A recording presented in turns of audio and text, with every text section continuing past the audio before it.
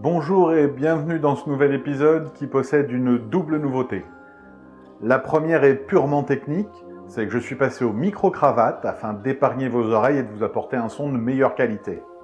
La seconde, c'est que cette vidéo est le premier épisode d'une nouvelle playlist qui s'intitulera Résumé de l'œuvre et qui nous permettra de redécouvrir ensemble ou de découvrir certaines personnalités importantes de l'histoire de l'humanité.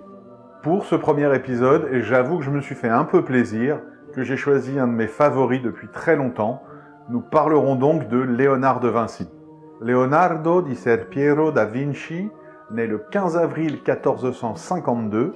Comme son nom l'indique, il est né à Anciano, un petit village qui se trouve à 2 km de Vinci en Toscane. Il est né d'un père notaire et ambassadeur de Florence et d'une simple paysanne. C'est donc un enfant illégitime.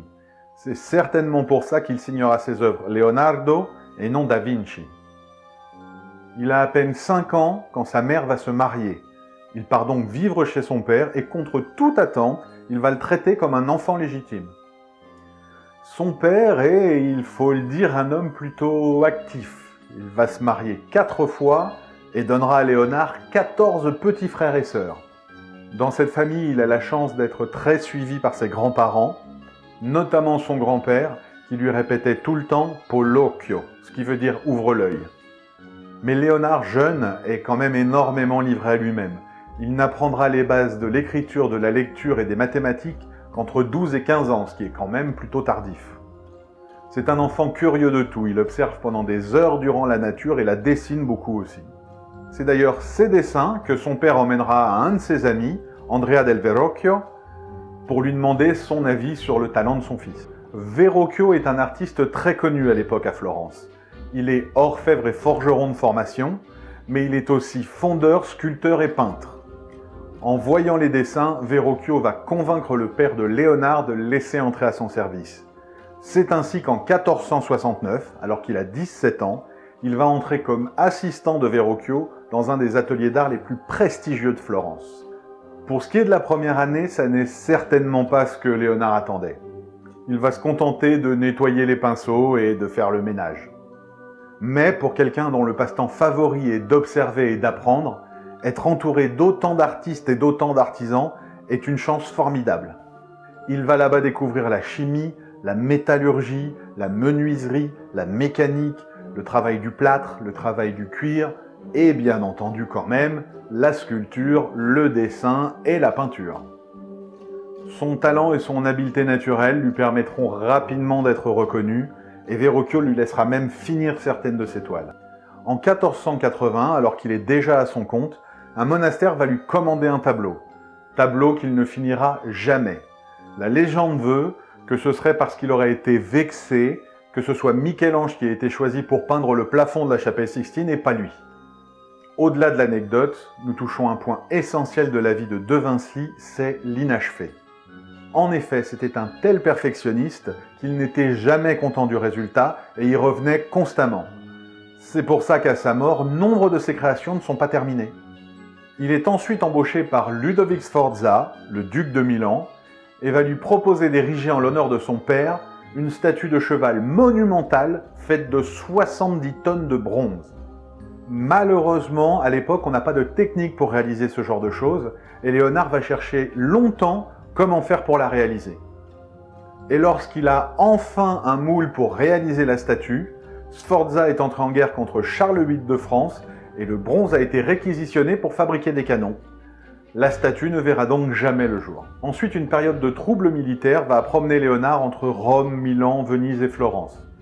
Mais pendant toute cette période, il se débrouillera quand même correctement, car de nombreux puissants à l'époque aiment avoir quelqu'un comme Léonard à leur service. Il faut d'ailleurs remarquer qu'à cette époque, l'homme qui a peint le tableau le plus connu au monde n'était engagé quasiment que pour ses talents d'ingénieur et pas du tout en tant que peintre. Pour l'anecdote, avant d'arriver chez Sforza, il lui écrit une lettre, comme une sorte de lettre de motivation, où il lui explique tout ce qu'il pourra faire pour lui, toutes les améliorations qu'il peut apporter à Milan, et en fin de lettre, il écrit qu'accessoirement il peint aussi. En 1515, après la bataille de... Voilà, c'est la seule qu'on connaît tous, Donc après la bataille de Marignan, Léonard va être invité par François Ier à venir travailler en France. À 64 ans, il va donc partir avec 2 de ses assistants et 3 tableaux, dont la Joconde, et traverser les Alpes pour venir en France. François Ier va le loger au Clos Lucé. C'est une demeure très importante pour le roi, puisque c'est l'endroit où il a grandi. À nouveau, Léonard va travailler comme ingénieur, architecte, mais aussi comme organisateur des fêtes royales. C'est quelque chose qu'il avait déjà fait à Milan et à Florence, et pour lequel il est très doué. Il va créer pour ces fêtes de grands automates qui émerveilleront ses contemporains. Après de longs mois de maladie, Léonard va s'éteindre le 2 mai 1519 à l'âge de 67 ans. Sa tombe se trouve dans une chapelle à l'intérieur du château d'Amboise, qui se trouve juste à côté de la ville de Tours. Maintenant que nous connaissons un peu mieux sa biographie, je voudrais rajouter 2-3 choses sur le personnage en lui-même. Premièrement, on ne lui connaît aucune relation avec une femme. Sa seule relation avérée est avec un de ses disciples qui s'appelle Salaï. Et pour un homme qui a connu tant de cours et a eu une telle vie publique, réussir à cacher sa vie privée est quasiment un miracle. Ensuite, je vous ai parlé de ses talents d'ingénieur, mais qu'a-t-il inventé finalement? Eh bien, il a posé les bases de plein de choses. Le canon à vapeur, le deltaplane, le scaphandre, le sous-marin, des prémices du char d'assaut, des prémices du parachute, des prémices de l'hélicoptère, la pompe hydraulique. Et ça, c'est sans compter les traités d'anatomie qu'il nous a laissés qui étaient extrêmement modernes pour l'époque. Et pour finir, ce qui fait que Léonard est un de mes personnages favoris de l'histoire de l'humanité, c'est sa personnalité. En effet, voilà un homme qui à son époque a un savoir quasi inégalé. Il est invité dans toutes les cours, dans tous les dîners de semi-lettrés, et pourtant ce qui est rapporté par ses contemporains en général, c'est que c'est un homme charmant, extrêmement élégant et très drôle. Ce qui prouve bien que Léonard connaissait parfaitement ses contemporains et que ses compétences sociales étaient finalement au même niveau que ses compétences techniques. La version la plus admise est qu'il est mort au Clos Lucé alors qu'il était en train d'écrire. Sa dernière phrase a été « Je continuerai », ce qui au final est un magnifique résumé de toute l'histoire de sa vie. Voilà, c'est fini pour cette première vidéo des résumés de l'œuvre. J'espère que vous avez apprécié.